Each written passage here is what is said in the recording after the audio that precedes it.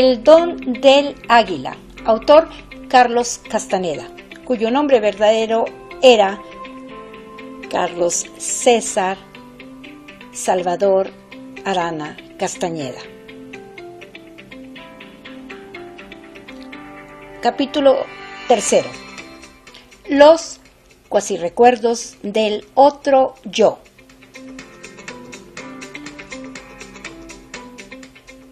¿Nos puedes decir qué es lo que está pasando?, me preguntó Néstor cuando todos nos reunimos esa noche. ¿A dónde fueron ustedes dos ayer? Se me había olvidado la recomendación de la gorda. Empecé a decirles que primero fuimos al pueblo vecino y que allí encontramos una casa de lo más intrigante. Pareció como si a todos los sacudiera un repentino temblor.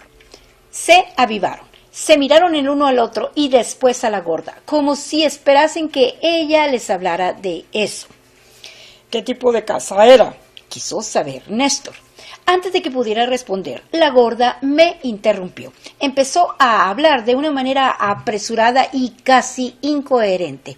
Era obvio que estaba improvisando. Incluso usó frases y palabras en mazateco. Me dirigió miradas furtivas que implicaban una súplica silenciosa para que yo no dijera nada. ¿Cómo va tu ensoñar, Nahual?, me preguntó con el alivio de alguien que ha encontrado una salida. Nos gustaría saber todo lo que haces. Es muy importante que nos platiques. Se apoyó en mí y en el tono más casual que pudo, me susurró que a causa de lo que nos había ocurrido en Oaxaca, tenía que contarles todo lo referente a mi ensueño. ¿Qué tienen ustedes que ver con mi ensueño?, pregunté en voz fuerte. Creo que ya estamos muy cerca del final, dijo la gorda solemnemente. Todo lo que digas o hagas es de importancia vital ahora. Les conté entonces lo que yo consideraba mi verdadero ensoñar. Don Juan me había dicho que no tenía caso enfatizar las pruebas por las que uno pudiera pasar. Me dio una regla definitiva. Si yo llegaba a tener la misma visión 3 veces, tenía que concederle una importancia extraordinaria. De otra manera, los intentos de un neófito solo eran un apoyo para construir la segunda atención. Una vez ensoñé que despertaba y que saltaba del lecho solo para enfrentarme a mi propio cuerpo que dormía en la cama. Me vi dormir y tuve el autocontrol de recordar que me hallaba ensoñando. Seguí entonces las instrucciones que don Juan me había dado y que consistían en evitar sacudidas o sorpresas repentinas y en tomar todo con un grano de sal. El ensoñador tiene que envolverse, declaraba don Juan, en experimentos desapasionados. En vez de examinar su cuerpo que duerme, el ensoñador sale del cuarto caminando. De repente me descubrí, sin saber cómo, fuera de mi habitación. Tenía la sensación absolutamente clara de que me habían colocado allí instantáneamente. En el primer momento que me hallé parado afuera de mi cuarto, el pasillo y la escalera parecían monumentales. Si hubo algo que de verdad me aterró esa noche fue el tamaño de esas estructuras, que en la vida real son de lo más comunes y corrientes. El pasillo tiene unos 20 metros de largo y la escalera 16 escalones.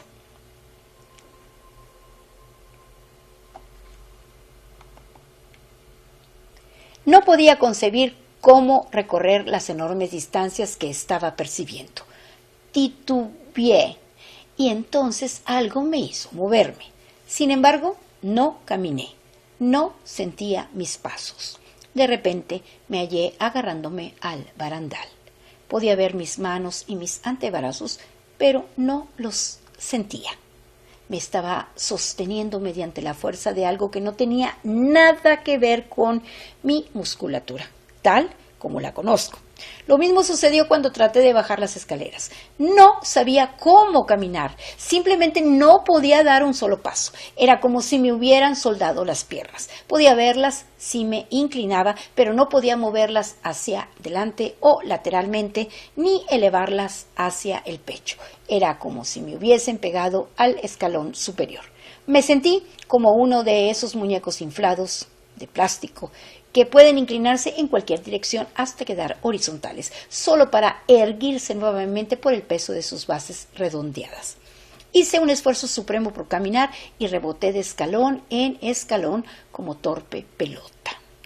Me costó un increíble esfuerzo de atención llegar a la planta baja. No podría describirlo de otra manera. Se requería algún tipo de atención para conservar los linderos de mi visión y evitar que ésta se desintegrase en las fugaces imágenes de un sueño ordinario. Cuando finalmente llegué a la puerta de la calle, no pude abrirla.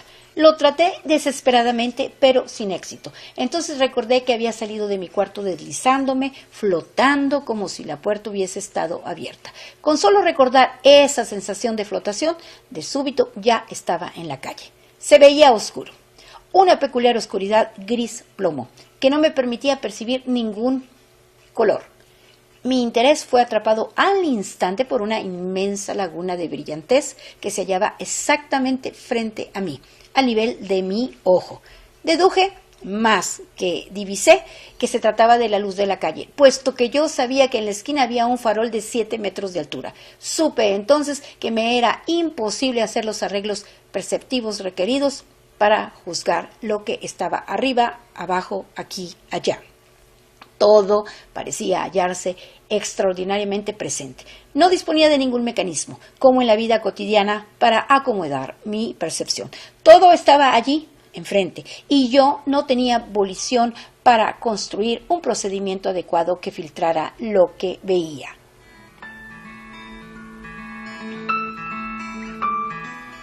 Me quedé en la calle, perplejo, hasta que empecé a tener la sensación de que estaba levitando. Me aferré al poste metálico que sostenía la luz y el letrero de la calle. Una fuerte brisa me elevaba. Estaba deslizándome por el poste hasta que leí con claridad el nombre de la calle. Ashton.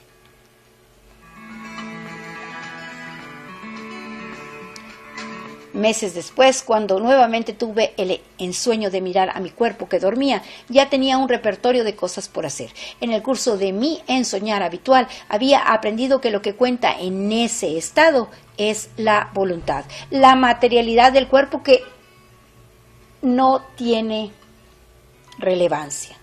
Es solo un recuerdo que hace más lento al ensoñador. Me deslicé hacia afuera del cuarto sin titubeos, ya que no tenía que llevar a cabo los movimientos de abrir una puerta o de caminar para poder moverme. El pasillo y la escalera ya no me parecieron tan enormes como la primera vez. Avancé flotando con gran facilidad y terminé en la calle, donde me propuse avanzar 3 cuadras. Me di cuenta entonces de que las luces aún eran imágenes muy perturbadoras. Si enfocaba mi atención en ellas, se convertían en estanques de tamaño inconmensurable. Los demás elementos de ese ensueño fueron fáciles de controlar. Los edificios eran extraordinariamente grandes, pero sus rasgos me resultaban conocidos. Reflexioné qué hacer, y entonces, de una manera bastante casual, me di cuenta de que si no fijaba la vista en las cosas y solo las ojeaba, tal como hacemos en nuestro mundo cotidiano, podía ordenar mi percepción. En otras palabras, si es que yo seguía las instrucciones de don Juan al pie de la letra y tomaba mi ensoñar como un hecho, podía utilizar los recursos perceptivos de mi vida de todos los días. Después de unos cuantos momentos, el escenario se volvió controlable, si bien no completamente normal. La siguiente vez que tuve un ensueño similar, fui al restaurante de la esquina. Lo escogí porque solía ir allí siempre, a la madrugada. En mi ensueño vi a las conocidas meseras de siempre que trabajaban el turno de esa hora. Vi una hilera de gente que comía en el mostrador. Y exactamente al final del mismo vi a un tipo extraño. Un hombre al que veía todos los días vagabundeando por el recinto de la Universidad de California en Los Ángeles. Él fue la única persona que realmente me vio. En el instante en que llegué pareció sentirme. Se volvió y me observó. Encontré al mismo hombre en mis horas de vigilia, unos cuantos días después, en el mismo restaurante. Me vio y pareció reconocerme. Se horrorizó y se fue corriendo sin darme oportunidad de hablarle.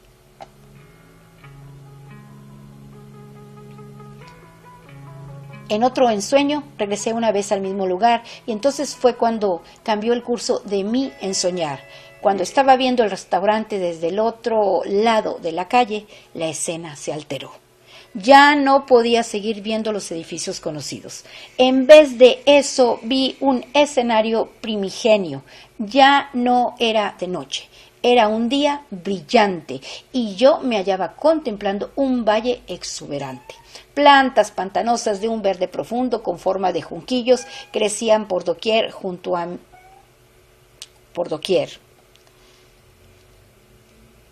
Junto a mí había un promontorio de rocas de 3 o 4 metros de altura. Un enorme tigre, dientes de sable, se hallaba sentado allí. Quedé petrificado. Nos miramos el uno al otro fijamente durante largo rato. El tamaño de la bestia era sorprendente y, sin embargo, no resultaba grotesco ni desproporcionado. Tenía una cabeza espléndida, grandes ojos color miel oscura, patas voluminosas y una enorme caja torácica. Lo que más me impresionó fue el color del pelo. Era uniformemente de un marrón oscuro, casi chocolate, y me recordaba granos oscuros de café tostado, solo que lustrosos.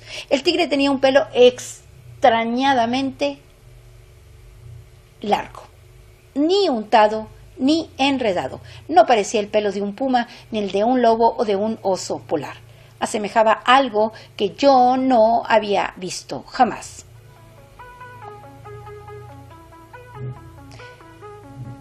Desde ese entonces se volvió rutina para mí ver a ese tigre. En ciertas ocasiones el escenario era nublado, frío. Veía lluvia en el valle, lluvia espesa, copiosa. Otras veces el valle estaba bañado por una luz solar. Muy a menudo podía ver a otros tigres dientes de sable en el valle, escuchar un insólito rugido chirriante. Un sonido de lo más asqueante para mí. El tigre nunca me tocaba. Nos mirábamos el uno al otro a una distancia de 3 o 4 metros. Sin embargo, yo sabía lo que quería. Me estaba enseñando a respirar de una manera específica. Llegó un momento en mí, en soñar, en que podía imitar la respiración del tigre. También que sentí que me convertía en tigre. Les dije a los aprendices que una consecuencia tangible de mí en soñar era que mi cuerpo se había vuelto más musculoso. Después de oír mi relación, Néstor se maravilló de cuán distinto era el ensoñar de ellos al mío. Ellos tenían tareas concretas en un ensueño. La suya era encontrar curaciones para todo lo que afligía al cuerpo humano. La de Benigno era predecir, prever, encontrar soluciones para cualquier cosa que fuera una preocupación humana. La tarea de Pablito consistía en hallar maneras de construir. Néstor dijo que a causa de esas tareas, él negociaba con plantas medicinales. Benigno tenía un oráculo y Pablito era carpintero. Añadió que hasta ese momento los tres apenas habían rasguñado la superficie de su ensoñar y que no tenían nada sustancial que informar.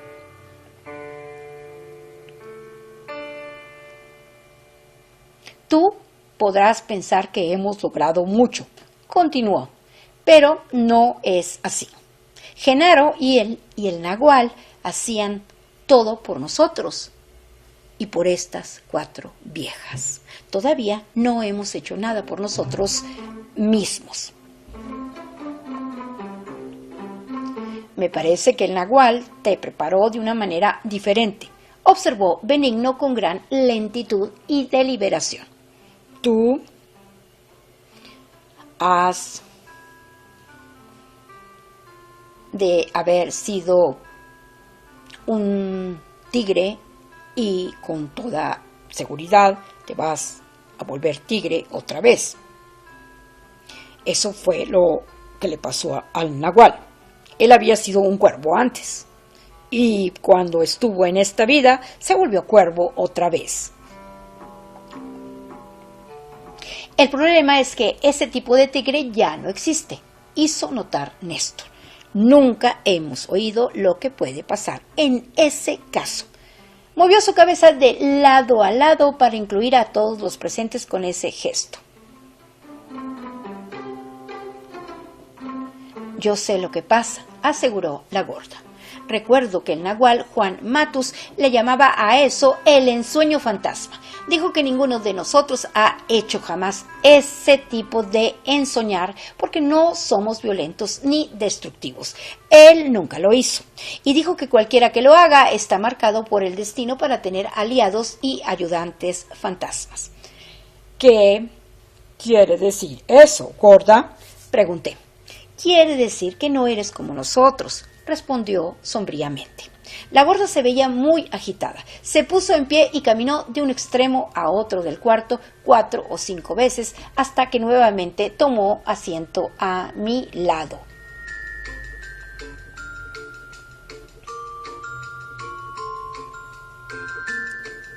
Hubo una brecha de silencio en la conversación.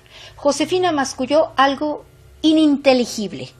Ella también parecía estar muy nerviosa. La gorda trató de tranquilizarla, abrazándola y palmeándole la espalda. Josefina te va a decir algo sobre Eligio, me anunció la gorda. Todos se volvieron a Josefina sin emitir una sola palabra, con los ojos interrogantes. A pesar de que Eligio ha desaparecido de la faz de la tierra, continuó la gorda, todavía es uno de nosotros, y Josefina platica con él de vez en cuando. Repentinamente, todos se hallaban muy atentos, se miraron el uno al otro y después me miraron a mí. Se encuentran en el ensueño, sentenció la gorda dramáticamente. Josefina inhaló con fuerza, parecía estar en el pináculo de la nerviosidad. Su cuerpo se sacudió convulsivamente.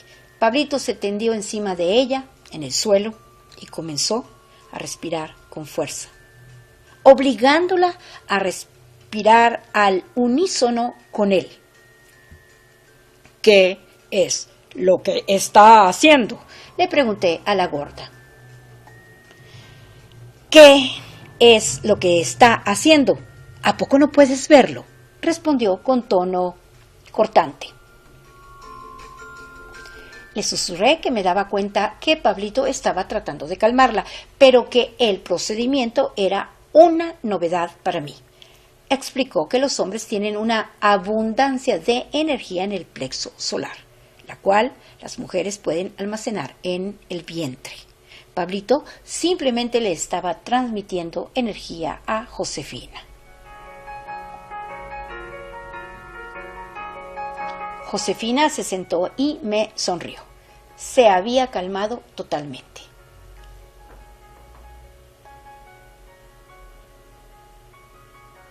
Pues, de veras, veo a Eligio todo el tiempo, confirmó. Me espera todos los días.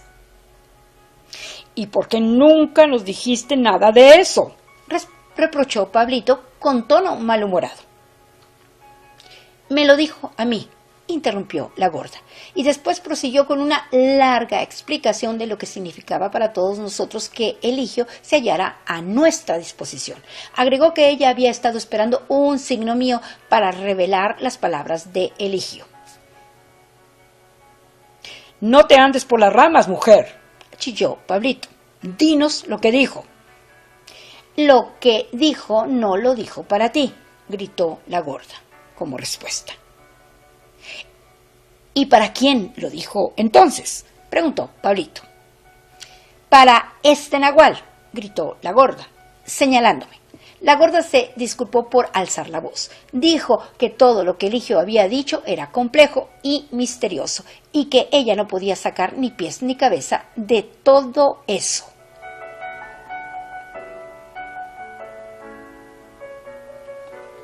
Yo nada más lo escuché. Eso fue todo lo que pude hacer, escucharlo. Continuó la gorda. ¿Quieres decir que tú también has visto a Eligio?, indagó Pablito con un tono que era una mezcla de ira y de expectación. Sí, respondió la gorda casi susurrando. Antes no podía hablar de esto porque tenía que esperarlo a él. Me señaló y después me empujó con las dos manos. Momentáneamente perdí el equilibrio y caía a un lado. ¿Qué es esto? ¿Qué le estás haciendo?, censuró Pablito con voz muy enojada. ¿A poco esas son muestras de amor indio? Me volví a la gorda. Ella hizo un gesto con los labios para que guardara silencio. Shh. Eligio dice que tú eres el nahual, pero que no eres para nosotros, me advirtió Josefina. Hubo un silencio mortal en el cuarto. No supe qué pensar de la aseveración de Josefina. Tuve que esperar hasta que otro hablase. Te sientes como si te hubieran quitado un peso de encima, ¿no?, me punzó la gorda. Les dije a todos que no tenía opiniones de ningún tipo. Se veían como niños desconcertados. La gorda tenía un aire de una maestra de ceremonias que está completamente apenada. Néstor se puso en pie y enfrentó a la gorda. Le dijo una frase en mazateco. Sonaba como orden o reproche. Dinos todo lo que sabes, gorda. Continuó en castellano. No tienes derecho a jugar con nosotros, a guardarte algo importante nomás para ti. La gorda protestó con vehemencia. Explicó que se había guardado lo que sabía, porque Eligio le ordenó que así lo hiciera. Josefina asintió con la cabeza. ¿Todo esto te lo dijo a ti o se lo dijo a Josefina?, preguntó Pablito. Estábamos juntas, explicó la gorda con un susurro apenas audible. ¿Quieres decir que Josefina y tú ensueñan juntas?, exclamó Pablito sin aliento. La sorpresa en su voz coincidió con la ola de conmoción que parecía haber invadido a todos los demás. Exactamente qué les dijo Eligio a ustedes dos, apuró Néstor cuando el impacto había disminuido. Dijo que yo tenía que ayudar al nahual a recordar su lado izquierdo, contestó la gorda. ¿Tú sabes de qué está hablando esta?, me preguntó Néstor. No había manera de que yo lo pudiese saber. Les dije que buscaran las respuestas en sí mismos, pero ninguno de ellos expresó ninguna sugerencia. Le dijo a Josefina otras cosas que ella no puede recordar, prosiguió la gorda. Así es que estamos en un verdadero lío. Eligio dijo que tú eres definitivamente el nahual y que tienes que ayudarnos, pero que no eres para nosotros. Solo cuando recuerdes tu lado izquierdo podrás llevarnos a donde tenemos que ir. Néstor habló a Josefina con tono paternal y la urgió a que recordara lo que Eligio había dicho. En vez de pedir que yo recordase algo que tenía que estar en alguna especie de clave, puesto que ninguno de nosotros podía descifrar nada de eso. Josefina retrocedió y frunció el entrecejo como si se hallara bajo un peso tremendo que la oprimía. En verdad parecía una muñeca de trapo que estaba siendo comprimida. La observó auténticamente fascinado. No puedo, admitió ella al fin. Yo sé de qué me está hablando cuando habla conmigo. Pero ahora no puedo decir de qué se trata. No me sale. ¿Recuerdas alguna palabra?, preguntó Néstor.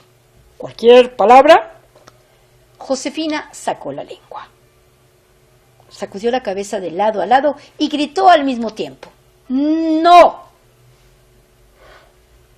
¡No puedo! ¿Qué clase de ensueño haces tú, Josefina? le pregunté.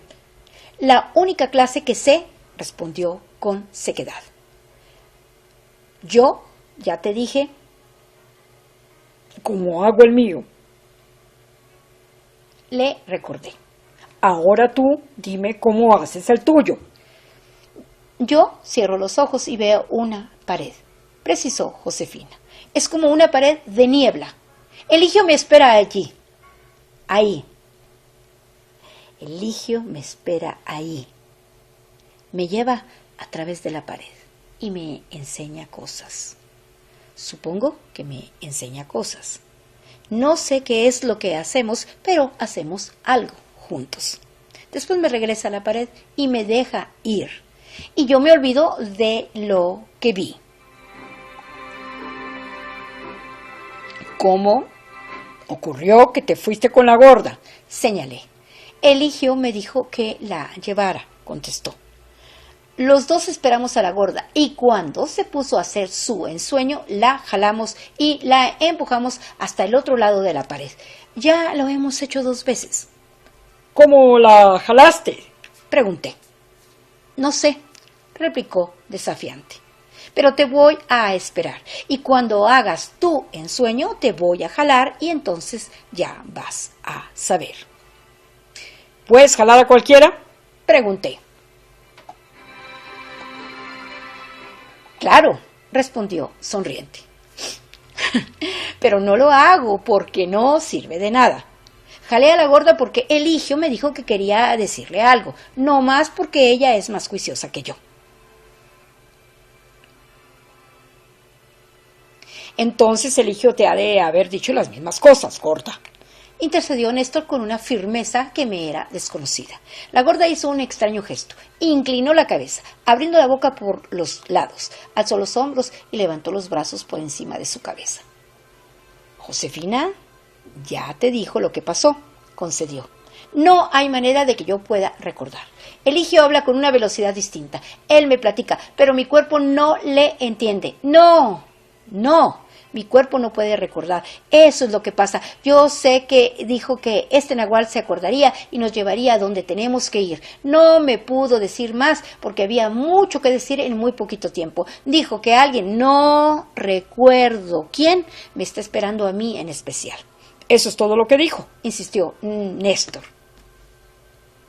La segunda vez que lo vi, me aseguró que todos nosotros íbamos a tener que recordar nuestro lado izquierdo tarde o temprano, si es que queremos ir a donde tenemos que ir, pero él es el que tiene que recordar primero. Me señaló y nuevamente me empujó como lo había hecho la vez anterior. La fuerza de su empujón me lanzó rebotando como pelota. ¿Para qué haces esto, gorda? Protesté, un tanto molesto. Estoy tratando de ayudarte a recordar. El nahual Juan Matus me dijo que tenía que darte un empujón de cuando en cuando para sacudirte. La gorda me abrazó con un movimiento muy abrupto. Ayúdanos, nahual, suplicó. Estaremos peor que muertos si no nos ayudas. Yo estaba a punto de llorar, no a causa del dilema de ellos, sino porque sentía algo agitándose dentro de mí. Era algo que había estado tratando de salir desde el momento en que fuimos a ese pueblo. La súplica de la gorda me rompía el corazón. Entonces tuve otro ataque de lo que parecía ser hiperventilación. Un sudor frío me envolvió y después tuve que vomitar. La gorda me atendió con toda solicitud.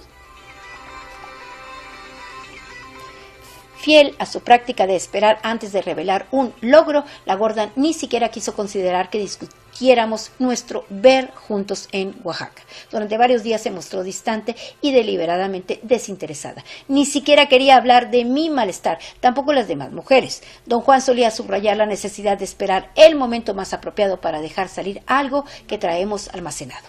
Yo comprendía las razones de las acciones de la gorda, aunque pensé que su insistencia en esperar era un tanto irritante y que estaba en desacuerdo con nuestras necesidades. No podía quedarme con ellos mucho tiempo, así es que pedí que nos reuniéramos para compartir todo lo que sabíamos. Ella fue inflexible. Tenemos que esperar, dijo. Tenemos que darle a nuestros cuerpos la oportunidad de proporcionarnos una solución. Nuestra tarea es recordar, no con nuestras mentes, sino con nuestros cuerpos. Todos nosotros lo entendemos así. Me miró inquisitivamente. Parecía buscar una clave que le dijera si yo también había comprendido la tarea. Reconocí hallarme completamente desconcertado, ya que yo era efectivamente un extraño. Yo estaba solo y ellos se tenían los unos a los otros para darse apoyo. Este es el silencio de los guerreros, dijo riendo, y después añadió con un tono conciliatorio. Pero este silencio no quiere decir que no podamos hablar de otras cosas. Tal vez debamos volver a nuestra vieja discusión de perder la forma humana.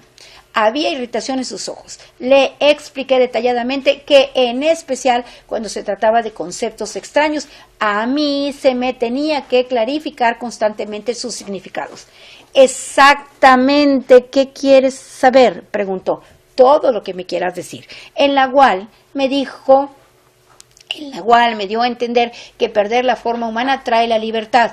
Dijo, yo creo que es así, pero no he sentido esa libertad. Todavía no. Hubo otro momento de silencio. Obviamente la gorda calculaba mi reacción.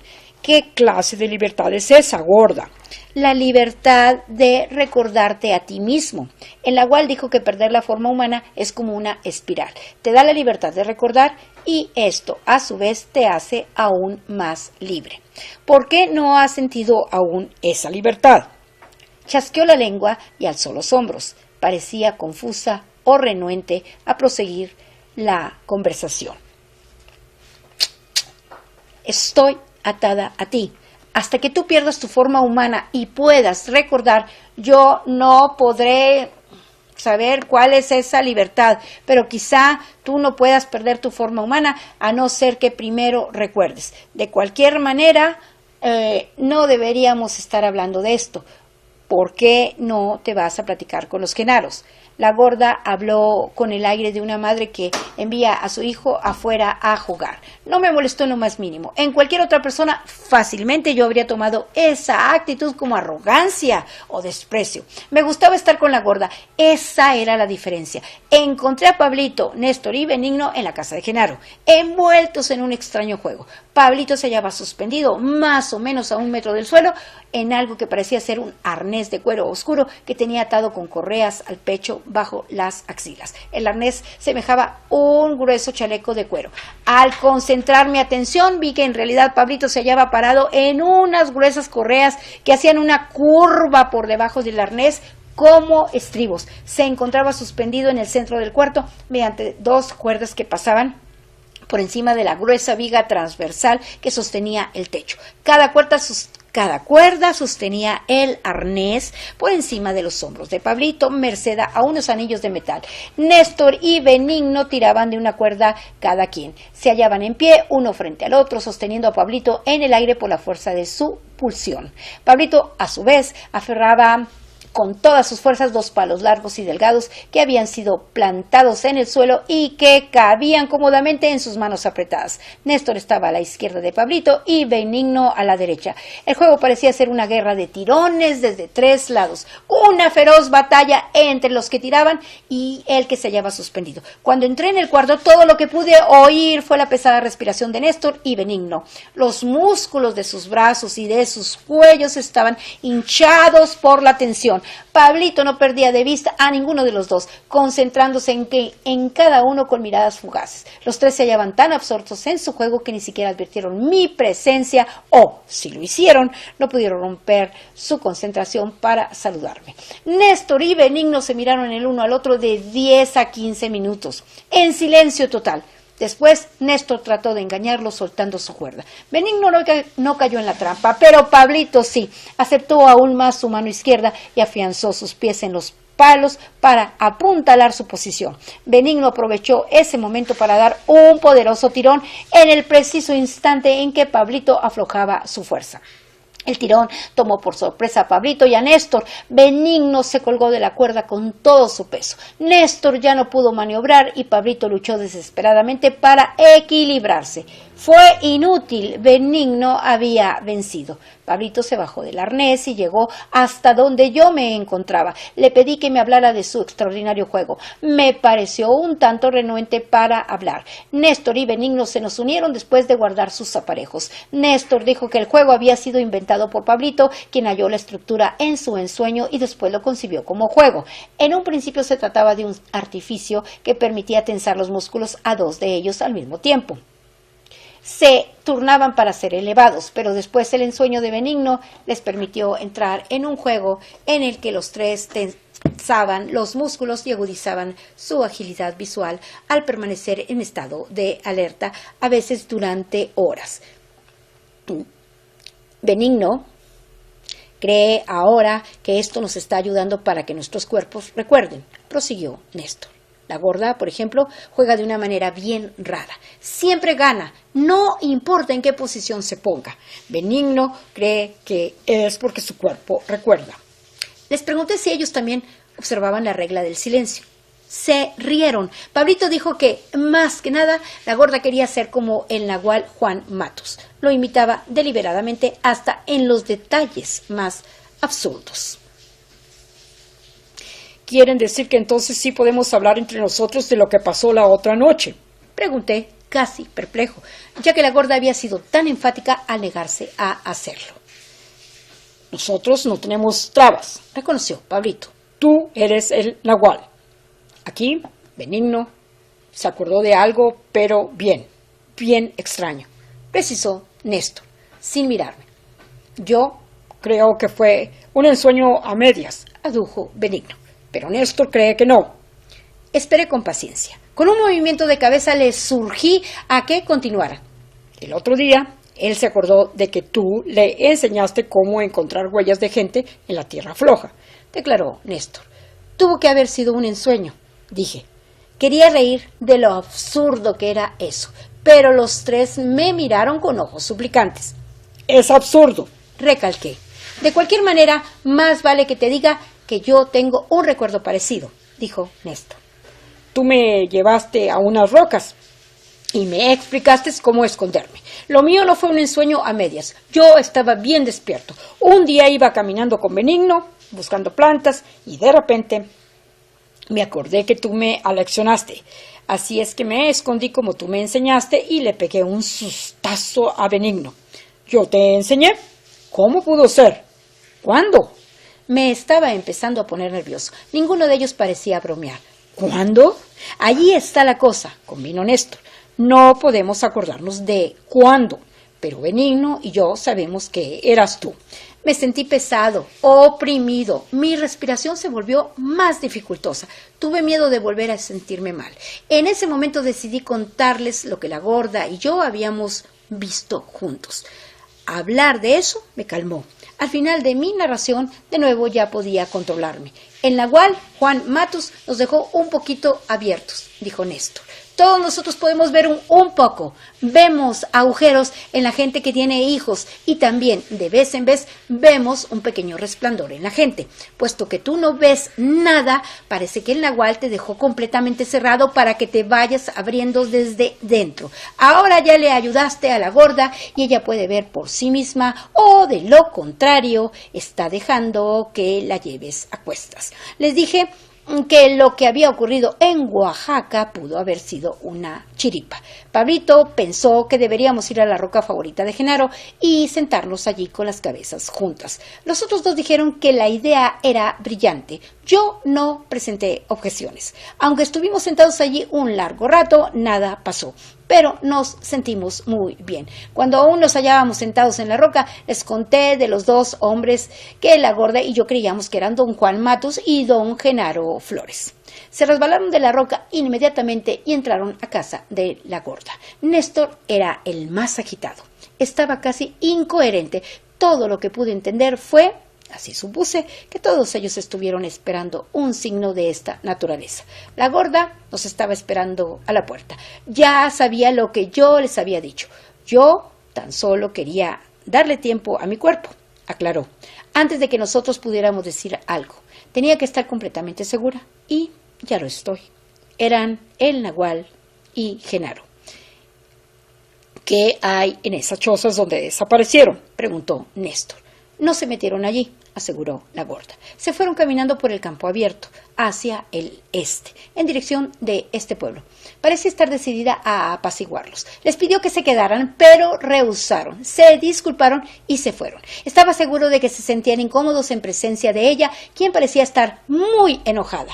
Yo más bien me divertí con las explosiones de temperamento de la gorda, y esto era bastante contrario a mis reacciones normales. Siempre me había sentido inquieto en presencia de alguien que estaba enojado, con la misteriosa excepción de la gorda. Durante las primeras horas de la noche nos congregamos en el cuarto de la gorda. Todos se veían preocupados. Tomaron asiento silenciosamente, mirando al piso. La gorda trató de iniciar la conversación. Explicó que no había estado ociosa, que hizo ciertas indagaciones y que encontró una solución. Esto no es un asunto de hacer indagaciones, dijo Néstor. Esta es una tarea de recordar con el cuerpo. Parecía que todos habían estado conferenciando entre sí, a juzgar por los asentimientos que Néstor obtuvo de los otros. Eso nos dejó aparte a la gorda y a mí. Lidia también recuerda algo, continuó Néstor. Ella creía que era su pura estupidez, pero al oír lo que yo recordé, nos dijo que este Nahual la llevó con una curandera y la dejó allí para que le curaran los ojos. La gorda y yo nos volvimos hacia Lidia. Ella inclinó la cabeza como si estuviera avergonzada. Habló entre dientes. El recuerdo seguramente le era muy doloroso. Dijo que cuando don Juan Matus la encontró por primera vez, sus ojos estaban infectados y no podía ver. Alguien la llevó en automóvil una gran distancia a una curandera que la sanó. Lidia siempre estuvo convencida de que don Juan Matus había hecho eso, pero al oír mi voz se dio cuenta de que yo fui quien la llevó allí. La incongruencia de tal recuerdo la hundió en una agonía desde el primer día que me conoció. Mis oídos no me mienten, añadió Lidia después de un largo silencio. Tú fuiste el que me llevó allí. ¡Imposible! ¡Imposible!, grité. Mi cuerpo empezó a sacudirse fuera de control. Tuve una sensación de dualidad. Quizá lo que yo llamo mi ser racional, incapaz de controlar al resto de mí, tomó asiento como espectador. Una parte mía observaba mientras otra se sacudía. Son las 4 de la tarde en punto y hoy es un día martes 19 de marzo del 2024. Aquí termina el capítulo número 3 del libro que se titula El don del águila de Juan Castaneda.